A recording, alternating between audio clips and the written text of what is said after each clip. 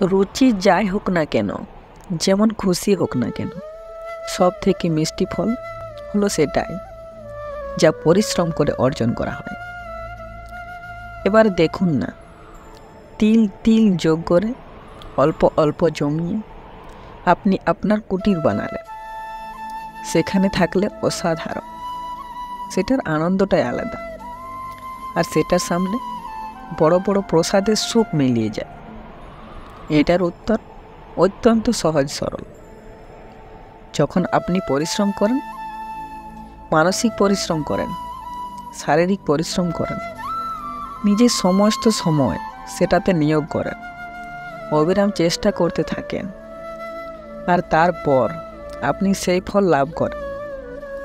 আর সেই ফলের মূল্য তো আপনারা জানেন। তাই মনে রাখবেন, পরিশ্রম অমূল্য, তাই তার থেকে পাওয়া ফলও তুলনাহীন। তাই পরিশ্রম করতে থাকুন, অবিরাম চেষ্টা করতে থাকুন।